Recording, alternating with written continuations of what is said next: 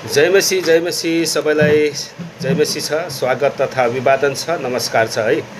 म पास्टर पदम आज तपाईँहरूको बिचमा परमेश्वरको जीवित वचन लिएर आएको छु।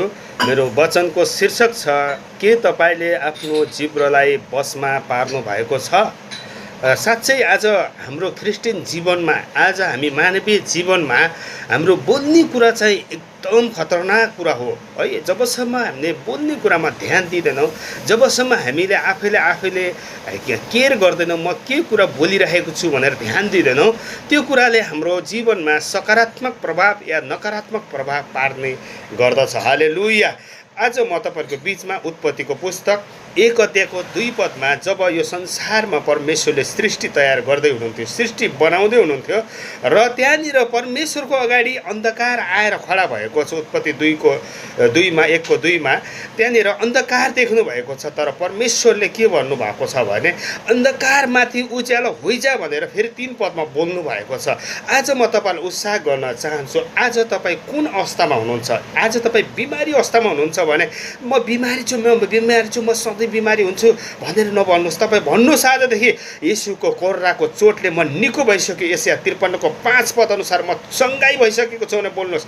आज तपाईँले छुटकारा पाउनु भएको छैन भने अनि भजन सङ्ग्रह 129को 4 पद बोल्नुहोस्। त्यहाँनिर वचनमा लेखेको छ, परमप्रभुले दुष्टहरूका बन्धनलाई छिनालिदिनु भएको छ भनेर लेखे। तपाईँ छिनालिसक्नु भएको छ। मेरो विरोधमा बनाएका बन्धनहरू परमेश्वरले छिनालिसक्नु भएको छ, टुक्रा पारिसक्नु भएको छ। छुटकाराको वचन बोल्नुहोस्। यदि तपाईँ आशिषित जीवन जिउन सक्नु भएको छैन, तपाईँ अभावमा जिइराख्नु भएको छ, श्रापित जीवन जिइराख्नु भएको छ भने आशिषको वचन बोल्नुहोस्। एफिसी 1:3 पदमा लेखेको छ, ख्रिस्ट येशूमा स्वर्गीय आत्मिक आशिषले हामीलाई आशिषित बनाउनु भएको छ भने बोल्नुहोस्। म आशिषित व्यक्ति, म ब्लेसिङ व्यक्ति, म प्रशस्तताको जीवन जिइरहेको छु।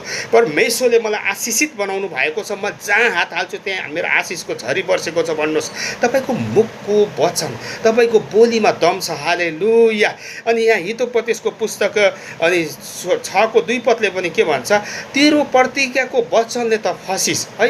यो बोल्ने कुरा फुत्केपछि सिद्धि कुरा तपाईँ मृत्यु बोल्नुहुन्छ भने मृत्यु नै तपाईँले चाहिँ अनि मृत्युमा जानुपर्छ। तपाईँ जीवन बोल्नुहुन्छ भने जीवन पाउनुहुन्छ। हालेलुया। तपाईँ चङ्गाई बोल्नुहुन्छ, चङ्गाई पाउनुहुन्छ। तपाईँ छुटकारा बोल्नुहुन्छ, छुटकारा पाउनुहुन्छ। तपाईँ विजय बोल्नुहुन्छ, विजय पाउनुहुन्छ। दाउदले भजन सङ्ग्रह 23को 5 पदमा भनेको छ, मेरा शत्रुहरूको सामुन्ने परमेश्वरले मेरो निम्ति विजयको भोज तयार गर्नुभएको छ। ऊ विजय भएको छ, हमेसा कहिले पनि आफ्ना शत्रुहरूसँग हारेको छैन। आज हाम्रो शत्रु दुष्ट दियाबलसँग विजय पाउनको लागि तपाईँले भजन सङ्ग्रह 23को 5 र 6 पदलाई बोल्नुहोस्, 4 पदलाई बोल्नुहोस्। परमेश्वरले तपाईँलाई विजयको जीवन दिनुहुन्छ। हालेलुया।